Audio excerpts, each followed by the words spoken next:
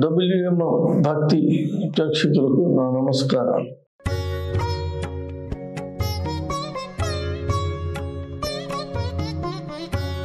ఈరోజు మనం చెప్పుకున్న గురువారం నాటి ప్రత్యేకతను చెప్పుకున్నాం.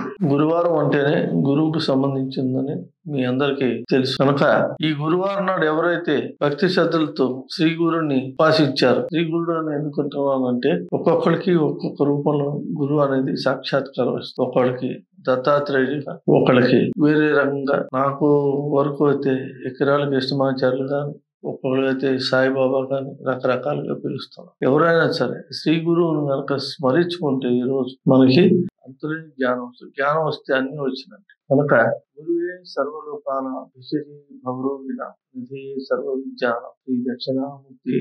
దక్షిణామూర్తి గురువుల కల్లా గురువు. అట్లాంటి వైష్ణవ సంప్రదాయం ప్రకారం హయగ్రీవుడు ఈయన కూడా మహాగురువు. ఈ హయగ్రీవుడు అనేది గురువులకి గురువు లక్ష్మీదేవికి ఈయనకి ఐశ్వర్యం ఇచ్చే అంతటి కెపాసిటీ కూడా ఉన్నది. హయగ్రీవుడు అంటే విష్ణుమూర్తి యొక్క అవతారం. దక్షిణామూర్తి అంటే సాక్షాత్ ముగ్గురు స్వరూపాలు అని చెప్పి అంటారు. శివుడే డైరెక్ట్ గా దక్షిణామూర్తిగా. దక్షిణం అని ఎందుకు అంటున్నాను అంటే దక్షిణ భాగంలో ఆవిడకి సాంబశివుడు అని చెప్పి అంటారు. ఈ సాంబశివుడు లేకుండా కేవలం శివుడే ఉంటాడు కనుక ఆయనకి దక్షిణామూర్తి అని చెప్పి పేరు. అంతేగాని దక్షిణం వైపు ఉంటారు, ఉత్తరం వైపు ఉంటారు. గురువు ఎక్కడైనా ఉండొచ్చు, మన మదిలో ఉండాలి, మన మైండ్లోనూ ఉండాలి. కాబట్టి గురువారం ఒక్క ఇది ప్రత్యేక. గురువారం పూట శ్రీ గురువుని చేసుకోవాలి. దీనికి బీజ మంత్రం వచ్చి ఓం బ్రాం బృహస్పతి నమః. అట్లాగే బృహస్పతి కూడా మనకి గురువే, అందుకే ఆయన్ని గురు గ్రహం అంటారు. యాక్చువల్ గా ఆయన పేరు బృహస్పతి. బృహత్ అంటే పెద్దది అని అర్థం. మన భూమి కంటే 4 రెట్లు పెద్దవాడు. సూర్యుని కూడా కంట్రోల్ పెట్టే కెపాసిటీ గురు గ్రహానికి ఉంది. ఎందుకంటే జాతకం ఏం చేస్తే సూర్యుడు గురువు కనుక ఒక ఇంట్లో ఉంటే వాళ్ళకి పెళ్లి కాదు, అసలు పెళ్ళే కాదు. ఒకళ్ళు అయినా కూడా అది నిలబడదు. కనుక గురువు ఎంత గొప్పవాడు అంటే సూర్యుడు కూడా అంతే గొప్ప. సూర్యుడు కూడా ఆంజనేయ స్వామికి సాక్షాత్ గురువు. సకల విద్యలకు కారకుడు కూడా సూర్యుడే.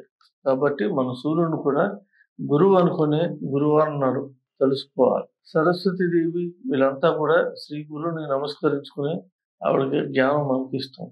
కాబట్టి గురువు ఎంత గొప్పవాడో మీకు అర్థమైంది అనుకుంటా. దేవానాంచ ఋషీనాంచ గురుని కాంచన సన్నిభం బుద్ధి మంత్రం త్రిలోకేశం తం నమామి బృహస్పతి.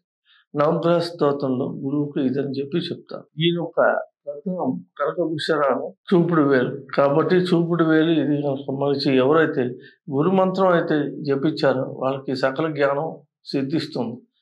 కాళిదాసు అంతటి వాడు కూడా గురువు యొక్క అనుగ్రహం చేతే సాక్షాత్తు కాళికాంబ వారి అనుగ్రహం పొందారు. అట్లాగే కాదు ఇటువంటి కనుక చూసుకుంటే మనకి చాలా ఉదాహరణలు ఉంటాయి. తర్వాత వాటిలో చెప్పుకుందాం. నమస్కారం.